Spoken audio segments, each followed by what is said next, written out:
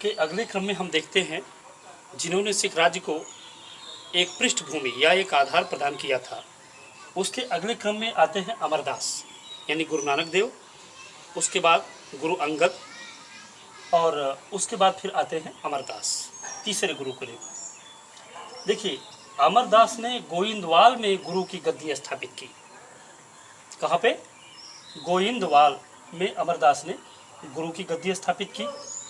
इन्होंने सिख धर्म के प्रचार प्रसार के लिए 22 गद्दी स्थापित की।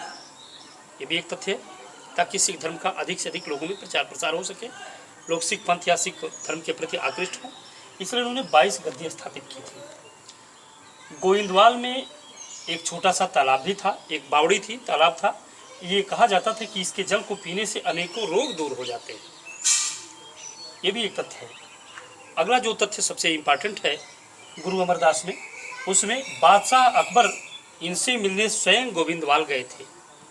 गोविंदवाल बादशाह अकबर स्वयं अमरदास से मिलने गए थे। यहाँ क्वेश्चन बन सकता है कि वह कौन सा सिख गुरु था, या पहला सिख गुरु वह कौन था जिनसे मिलने स्वयं बादशाह अकबर गए थे। एक ऐसे क्वेश्चन बन सकता है। दूसरा बन सकता है कि अमरदास बादशाह अकबर ने सर्वप्रथम किस सिख गुरु से मुलाकात की थी। दो क्वेश्चन यहीं से बन जाएगा। तो गोइंदवाल में यहाँ जो गद्दी स्थापित इन्होंने किया था, बादशाह अकबर इस अमरदास से मिलने स्वयं गोइंदवाल गए थे, तथा इनकी पुत्री बीबी भानी के नाम से इन्होंने कई गांव दान किया था। यह भी एक तथ्य है, कई गांव इन्होंने दान किया था अकबर ने अमरदास की पुत्री बीबी भानी के नाम से। इसमें अगला जो तथ्य है, गुरु अमरदास ने एक तरह से गुरु की गद्दी को पैतृक बना दिया। क्यों? क्योंकि इन्होंने किसी अन्य योग्य शिष्य को अगला सिख गुरु नहीं बनाया, बल्कि अपने शिष्य एवं दामाद रामदास को ही अपना उत्तराधिकारी चुना। इस प्रकार अगर देखा जाए तो गुरु की गद्दी अब पैतृक बन गई। क्वेश्चन ये भी उठ सकता है कि गुरु की गद्दी को पैतृक किसने बनाया? अमरदास ने। तो इस तरह इनके अगले में हम देखते हैं, इन्होंने सिखों के लिए विवाह की एक अलग पद्धति चलाई। भारतीय विवाह पद्धति, खासकर सनातन लोगों में जो विवाह पद्धति है, उससे अलग एक विवाह पद्धति चलाई सिख गुरु अमरदास ने सिखों के लिए, सनातन या वैष्णव लोगों से अलग। उस विवाह पद्धति को लवनी प्रथा कहा जाता था। ये लवनी प्रथा जो है, ये सिख विवाह पद्धति है, अलग से है। ये इतना गुरु अमरदास में काफ़ी इम्पोर्टेंट है। और उसके बाद अब जो अगला इसमें आता है वे हैं रामदास। अभी आपको बताया गया था ना, ये रामदास सिख गुरु अमरदास के उत्तराधिकारी बने, इनके दामाद थे, शिष्य भी थे। रामदास चौथे सिख गुरु होते हैं। और इसमें जो सबसे अधिक इम्पॉर्टेंट है रामदास में, वो है अकबर इनसे भी बहुत प्रभावित था तथा इन्हें 500 बीघे जमीन प्रदान किए थे। इसी में एक प्राकृतिक तालाब था। ये जो प्राकृतिक तालाब था, इसके जल को अमृत कहा जाता था। ध्यान रहे, इसी तालाब के समीप गुरु रामदास ने अमृतसर नामक नगर बसाया। क्वेश्चन यहाँ भी बन सकता है, अमृतसर नगर किसने बसाया? तो रामदास ने अमृतसर नगर बसाया। 500 बीघे जमीन इन्हें अकबर से मिली थी। इसी में एक प्राकृतिक तालाब था, इसके जल को अमृत कहा जाता था। एक तरह से अमृतसर का मतलब होता है अमृत वाला तालाब, सर का मतलब होता है तालाब, अमृत मतलब अमृत। तो एक तरह से इसी अमृतसर यानी अमृत वाले तालाब के समीप जो नगर बसा, उसका नाम अमृतसर रखा गया और रामदास ने इस अमृतसर नगर की स्थापना करवाई। अब इसके बाद, इस रामदास के बाद अब हम 5वें सिख गुरु को देख लेते हैं। वे होते हैं गुरु अर्जुन देव। तो हम अगले में देख लेते हैं गुरु अर्जुन देव के समय क्या क्या घटनाएं घटी होते हैं। अगले जो सिख गुरु होते हैं वे होते हैं अर्जुन देव। गुरु अर्जुन देव ने सिख धर्म के लिए बहुत अच्छे अच्छे कार्य किए, जो मील के पत्थर कहे जा सकते हैं। जैसे अर्जुन देव ने तरन तारण नगर, ये अर्जुन देव ने तरन तारण नगर और करतारपुर साहिब नगरों की स्थापना करवाई। एक महत्वपूर्ण विषय है कि अर्जुन देव ने तरन तारण नगर और करतारपुर साहिब, जो भी हाल फिलहाल में बड़ा चर्चा का विषय था, इस करतारपुर साहिब में गुरु नानक देव की मृत्यु भी हुई, समाधि है उनकी। तो अर्जुन देव ने यहाँ तरन तारण और करतारपुर साहिब नामक नगरों की स्थापना भी करवाई। एक तो ये हो गया। दूसरा देखते हैं अर्जुन देव जो दूसरा कार्य करते हैं, इन नगरों की स्थापना के लिए धन प्राप्त करने के लिए, धन वसूलने के लिए अर्जुन देव ने अपने शिष्यों को भेजा। ये जो नगरों की स्थापना है तो धन प्राप्त करने के लिए या धन वसूलने के लिए जो शिष्य भेजे जाते थे उन्हें मसनद या म्यौरा कहा जाता था। ये मसनद या म्यौरा कहलाते थे। कौन से लोग? वे शिष्य जो गुरु द्वारा नगरों की स्थापना है तो धन प्राप्त करने के लिए या वसूल करने के लिए भेजे जाते थे, वे मसनद या म्यौरा कहलाते थे।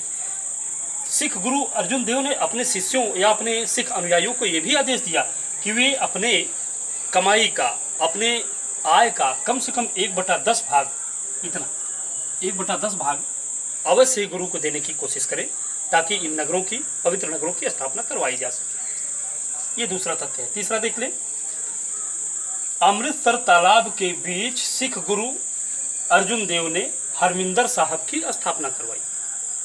हरमिंदर साहब की स्थापना या निर्माण जो करवाया उन्होंने, इसी मंदिर को सोने से महाराज रणजीत सिंह ने जड़वा दिया।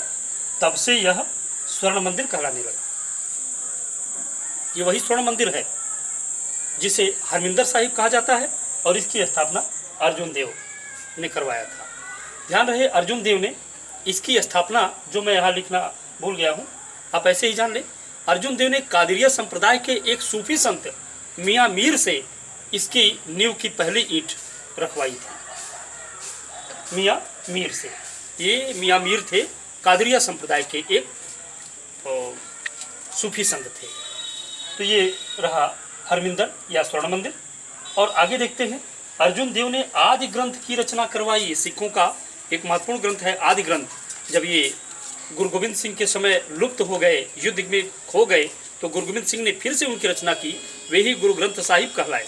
तो ये आदि ग्रंथ के रचनाकार भी जो थे वे अर्जुन देव थे। अगला देखते हैं, मुगल शाहजादा खुसरो, ये शाहजादा खुसरो जो था वो जहांगीर का पुत्र था और ये मान सिंह का भांजा था, बहने था।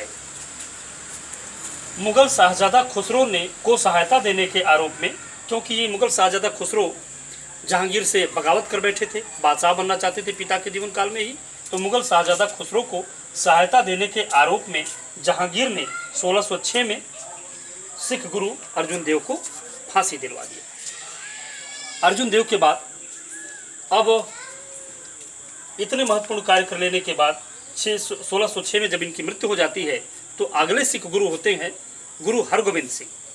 तो हम लोग हरगोविंद के बारे में थोड़ा सा देख लेते हैं। उदय में हम लोग पढ़ रहे हैं, इसमें सिख राज्य का उदय। सिख राज्य के उदय में हम आपको बता चुके हैं कि इसमें सिख गुरुओं की महती भूमिका थी, जिन्होंने सिख राज्य को पहले एक आधार प्रदान किया, धार्मिक रूप से लोगों को जागरूक किया, एकत्रित किया, एकजुट किया। और इसमें से इन्हीं सिख गुरुओं के बारे में, उनके कार्य, उनकी गतिविधियों के बारे में हम एक एक कर चर्चा करते हुए अब तक 5 सिख गुरुओं को पढ़ चुके हैं। इसमें छठे सिख गुरु हैं गुरु हरगोविंद। गुरु हरगोविंद, इन्होंने सिखों में सैनिक भावना पैदा की। ऐसा इसलिए क्योंकि आपको बताया जा चुका है कि 5वें सिख गुरु अर्जुन देव को खुसरो से मुलाकात करने के आरोप में और उसे सहायता पहुंचाने के आरोप में मुग़ल बादशाह जहांगीर ने फांसी की सज़ा सुनाई और उन्हें फांसी की सज़ा देकर मौत के घाट उतार दिया था। इस कारण जो अगले सिख गुरु होते हैं गुरु हरगोविंद, उन्होंने सिखों में अब धार्मिक भावना के साथ साथ सैनिक भावना पैदा की। उन्हें मांस खाने की इजाज़त दी, शस्त्र धारण करने का भी आदेश दिया। एक तरह से जो एक धार्मिक सिख पंथ था उसे धार्मिक और सैनिक सिख पंथ में बदल दिया। इन्होंने सिख गुरु हरगोविंद ने, इस सिख गुरु ने कश्मीर में कीरतपुर नामक नगर बसाया। कीरतपुर कश्मीर में बसाया तथा कीरतपुर कश्मीर में ही इनकी 1645 में मृत्यु भी हो गई। इनकी मृत्यु के बाद 7वें जो गुरु होते हैं गुरु हरराय, इनके समय शाहजहाँ के पुत्रों में उत्तराधिकार का युद्ध हुआ। शाहजहाँ के पुत्रों का उत्तराधिकार युद्ध जब हम आपको मुगल पीरियड पढ़ाएंगे तो उसमें आएगा ही कि किस तरह से दारा शिकोह, शाह शुजा और औरंगजेब इत्यादि के बीच जो एक उत्तराधिकार का युद्ध होता है जिसमें औरंगजेब विजयी रहता है। ये शाहजहाँ के पुत्रों में जो उत्तराधिकार का युद्ध हुआ ये गुरु हर राय के समय हुआ था। दारा शिकोह से मुलाकात के कारण औरंगजेब ने इनसे नाराज होकर इन्हें दिल्ली बुलाया। यह नाराजगी दूर करने के लिए इन्होंने अपने पुत्र राम राय को भेजा।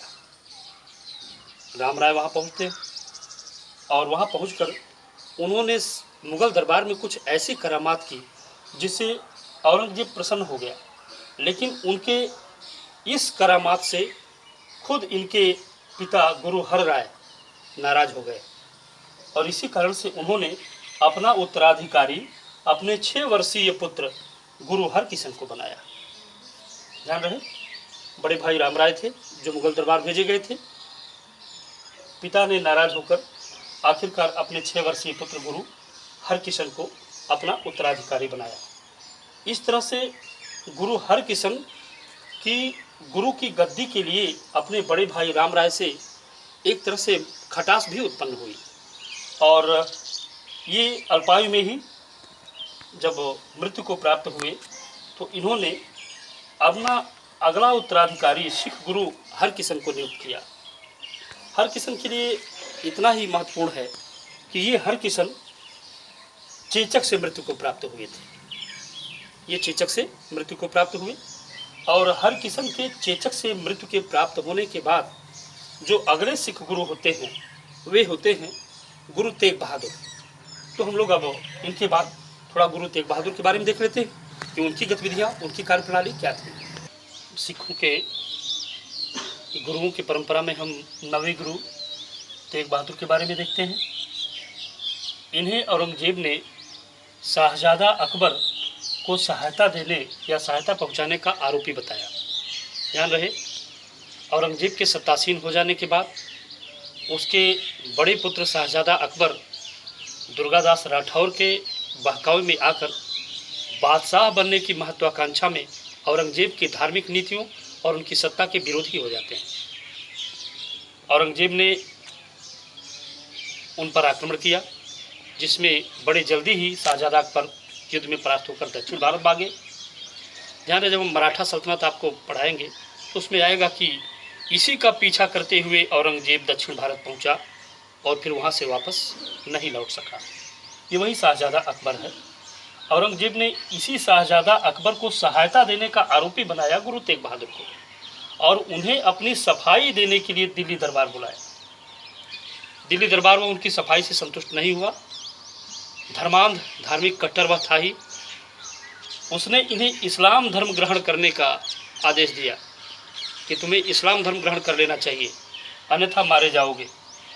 गुरु तेग बहादुर ने इसे एक सिरे से इनकार कर दिया। लिहाजा 5 दिनों के भयंकर यातना के बाद उसने इन्हें सूली पर लटकवा दिया, जिससे गुरु तेग बहादुर की मृत्यु हो गई। ध्यान रहे, सिख गुरुओं की परंपरा में 2 ऐसे गुरु होते हैं जिन्हें मुगल बादशाहों ने फांसी पर चढ़ाया था। पहला गुरु अर्जुन देव, जिन्हें बादशाह जहांगीर ने शाहजादा खुसरो के आरोप में फांसी पर चढ़ाया था, जिस कारण आखिरकार सिखों की एक धार्मिक परंपरा ही हो गई मुगलों का विरोध करना। और फिर 5वें गुरु के बाद 9वें गुरु गुरु तेग बहादुर। गुरु तेग बहादुर को औरंगजेब ने अपने शाहजादे अकबर के आरोप सहायता पहुंचाने के आरोप में फांसी पर चढ़ाया था। इस प्रकार से 2 गुरुओं का धार्मिक उत्पीड़न हुआ, 2 लोगों को फांसी पर चढ़ाया गया। 5वें गुरु अर्जुन देव, 9वें गुरु तेग बहादुर। अर्जुन देव के मृत्यु के बाद से ही सिख पंथ धार्मिक के साथ साथ सैनिक संघ बनने लगा था, लेकिन गुरु तेग बहादुर के बाद सिख मुगलों के कट्टर विरोधी हो गए। ध्यान रहे, इन्हें सूली पर चढ़ाए जाने के बाद इनके पुत्र गुरु गोविंद सिंह 10वें सिख गुरु होते हैं। इनका दौर बड़ा ही निर्णायक रहा।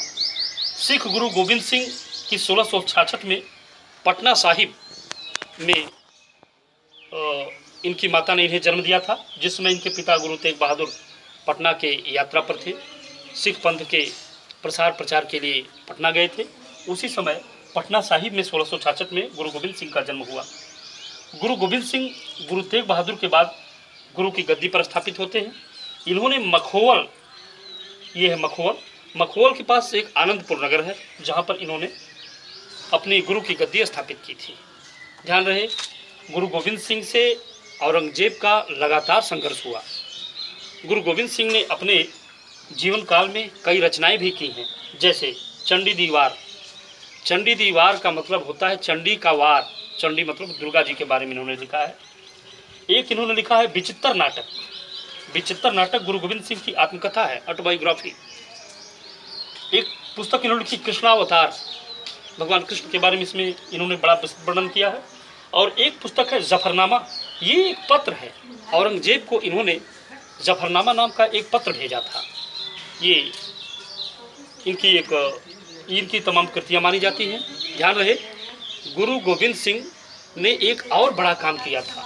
जिस समय औरंगजेब से आनंदपुर साहब की युद्ध होते समय औरंगजेब की सेनाओं से आदि ग्रंथ, जिनका कि संकलन गुरु अर्जुन देव ने करवाया था, आदि ग्रंथ जब लुप्त हो गए तो एक बार फिर से इन्होंने आदि ग्रंथ का संकलन करवाया और इसे गुरु ग्रंथ साहिब नाम दिया।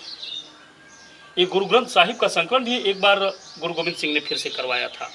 और 1699 में इन्होंने खालसा पंथ की स्थापना की। खालसा एक अरबी शब्द है, यूँ कहें खालसा का अर्थ होता है सर्वोच्च। खालसा पंथ की इन्होंने स्थापना करवाई। सिखों को एकजुट बनाने के लिए उन्होंने पाहुल प्रथा चलाई। पाहुल प्रथा, इस पाहुल प्रथा के तहत ही इन्होंने पुरुषों के नाम के आगे सिंह, महिलाओं के नाम के आगे कौर लगवाने की नई परंपरा चलवाई। ध्यान रहे, इसी सिख गुरु ने सिखों में पंच ककार की भी परंपरा का प्रचलन कराया था। पंच ककार मतलब क से आने वाले 5 शब्द। केस, उन्होंने प्रथा चलाई कि सभी सिख तपस्वी की वेशभूषा में रहेंगे, बड़े बड़े केस धारण करेंगे। कंघा, अब जबकि केस हैं तो उन्हें साफ सुथरा रखने के लिए कंघा की जरूरत, तो केस को सही रखना, कंघा भी रखना उनके आवश्यक हो गया। यानी एक और भी परंपरा इन्होंने चलाई जो तपस्वियों के लिए और वीर तपस्वियों के लिए आवश्यक थी, वो थी कड़ा। कड़ा धारण करना ये वीरोचित कार्य था।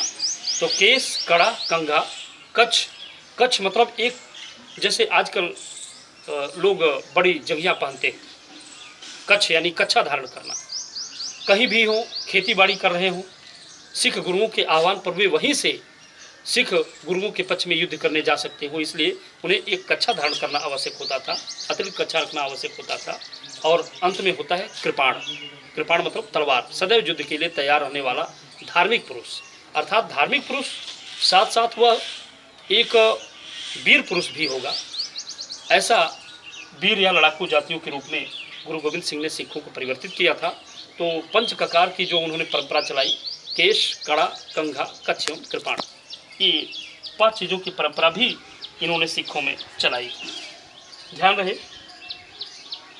इसके साथ साथ इन्होंने मुगलों के उत्तराधिकार युद्ध में भाग भी लिया था। हम संभवतः आपको जब उत्तरवर्ती मुगल काल पढ़ा रहे थे तो उसमें ये जरूर बताए होंगे कि बहादुर शाह प्रथम जब सत्ता में आते हैं तो ये सिख गुरु गोविंद सिंह को अपने दरबार में बुलाते हैं और बुला करके बाकायदा उन्हें 5000 का मनसब देते हैं, खिलियत भेंट करते हैं, उनका सम्मान करते हैं। ये सिख गुरु जिस समय उत्तराधिकार का युद्ध हुआ था तो इन्होंने बहादुर शाह प्रथम की तरफ से सिख उत्तराधिकार युद्ध, मुगल उत्तराधिकार युद्ध में भाग भी लिया था। और इसी उत्तराधिकार युद्ध में भाग लेने के क्रम में जब ये महाराष्ट्र में नांदेड़ गए थे, उसी समय एक अफगान युवक मोहम्मद खां अजीम, इसने इन पर कटार से वार किया। यद्यपि वह तत्काल मार डाला गया, गुरु गोविंद सिंह ने उसकी हत्या भी कर डाली, और लेकिन ये उसमें बुरी तरह से घायल हुए थे।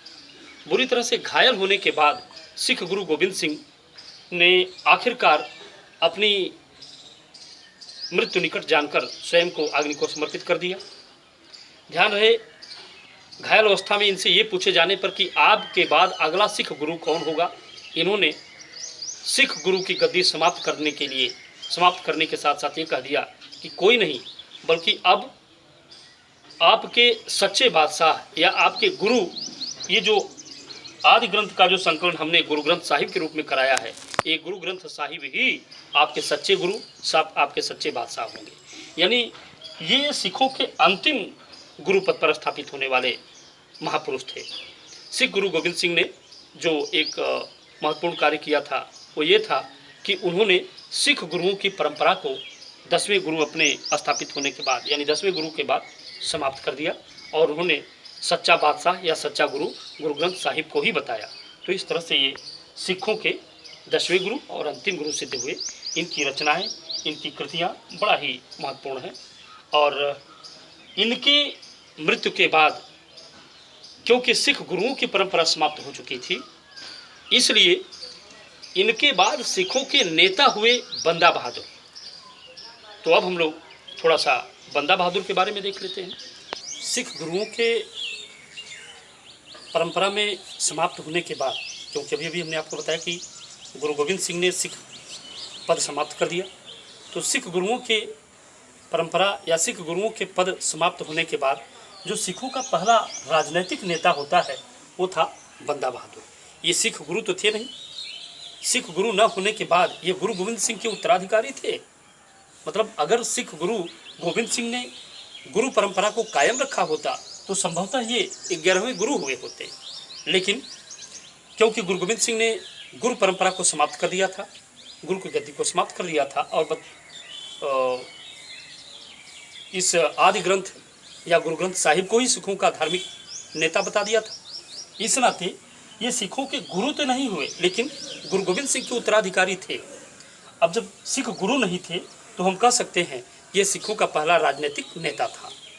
एक कश्मीरी युवक थे जिनका मूल नाम लक्ष्मण भारद्वाज था। बंदा बहादुर का मूल नाम क्या था? लक्ष्मण भारद्वाज। ये कश्मीरी युवक थे और इनकी गुरु गोविंद सिंह से पहली मुलाकात नांदेड़, वही नांदेड़ जहाँ हमने अभी आपको बताया महाराष्ट्र में गुरु गोविंद सिंह बहादुर साहब के वो सहयोग पहुँचाने गए थे, वहीं नांदेड़ में इस बंदा बहादुर की पहली मुलाकात गुरु गोविंद सिंह से हुई थी और गुरु ने ही इन्हें बंदा बहादुर का नाम दिया था।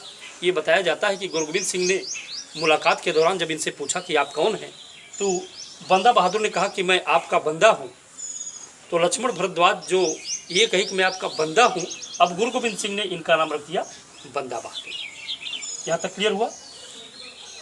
अभी भी आपको बताया गया क्योंकि गुरु परंपरा समाप्त हो चुकी थी लेकिन ये गुरु गोविंद सिंह के उत्तराधिकारी थे, इसलिए इन्हें सिखों का पहला राजनीतिक नेता बताया जाता है और सिख राज्य का प्रथम संस्थापक भी बताया जाता है। यद्यपि ये सिख राज्य कायम करने में पूरी तरह सफल नहीं रहे क्योंकि मुगलों से इनका पुनः संघर्ष शुरू हुआ, अर्थात गुरु गोविंद सिंह से मुगलों से या बहादुर शाह प्रथम से जो एक बेहतरीन तालमेल हो चुका था, उनकी मृत्यु के बाद मुगलों से बंदा बहादुर के नेतृत्व में फिर से संघर्ष होने लगा। तो बंदा बहादुर से जब फिर से संघर्ष होने लगा तो ये संघर्ष लंबा चला। मैं आपको पहले भी बता चुका होऊंगा कि आखिरकार मुगल बादशाह बहादुर शाह प्रथम के शासनकाल में ही जो युद्ध शुरू हुआ था, उसी युद्ध के दौरान बहादुर शाह की बिना किसी के मारे ही अपनी बीमारी से मृत्यु हुई थी। ये वही वाला युद्ध था जब बंदा बहादुर का सिखों के नेतृत्व करते हुए मुगलों से संघर्ष हो गया था।